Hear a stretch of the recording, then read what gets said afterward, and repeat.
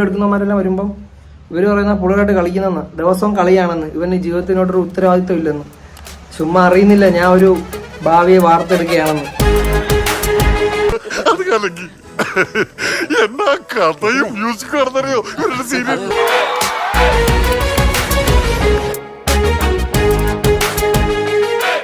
ധൈര്യവും ചെയ്യുന്ന തൊഴിലിനോടുള്ള ആത്മാർത്ഥതയും അത് ധാരാളം മതി എന്റെ നായകൻ. അവന്മാരുടെ കൂടെയുള്ള കൂട്ട് വേണ്ട.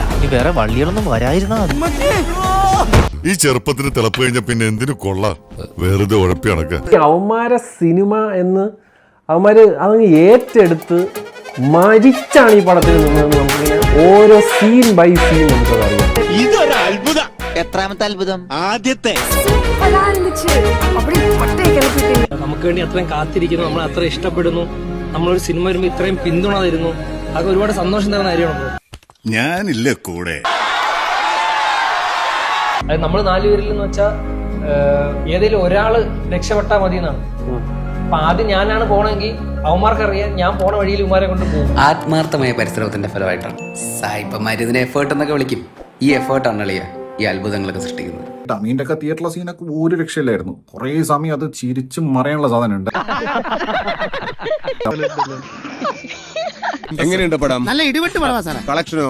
ഹൗസ്ഫുൾ ആണ് സാർ. ഒരാഴ്ചത്തേക്ക് ഏരിയയിലോട്ട് എടുക്കണ്ട. തുടക്കത്തിൽ തമാശയായിട്ട് തുടങ്ങുന്നെങ്കിൽ അത് കുറച്ചങ്ങോട്ട് എത്തുമ്പോഴേക്കും അത് സംഭവം നമുക്ക് ഇതിന്റെ സ്ട്രഗിൾ നമുക്ക് ശരിക്കും മനസ്സിലാകും. കൂടെ ഉള്ളവന്മാരൊക്കെ അങ്ങ് പോകും. അവസാനം പുറത്തിറങ്ങാനും കലങ്ങിയിരിക്കാനൊക്കെ ആരും കാണത്തില്ല. ഇത് കരയിക്കണം. കരയിപ്പിക്കോ? കരയിപ്പിക്കാം. നമ്മൾ വിചാരിച്ച കരയാവുന്ന അത് മതി, അത് മതി.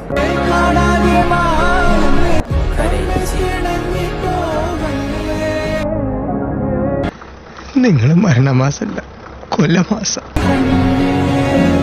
നിങ്ങൾക്കൊരു ചേട്ടനോ അനിയനോ അനിയത്തിയോ ഒക്കെ ഉണ്ടെങ്കിൽ നിങ്ങളെ കൂട്ടുകാരന്മാരെ ആ ഒരു ലെവലിലാണ് നിങ്ങൾ കാണുന്നതെങ്കിൽ this movie is going to make you cry a lot.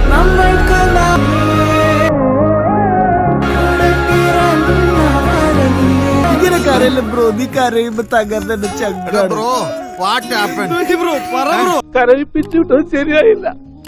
മാഷന്റെ sentiments കയറിയാ ഇതിന്റെ ടൈലന്റ് അതെന്താണെന്ന് ഞാൻ പറയുന്നില്ല. അത് ശരിക്കും പൊങ്ങി. ഈ ക്ലൈമാക്സിന് ഒരു ടൈലന്റ് കൂടി ഉണ്ടായിരുന്നു.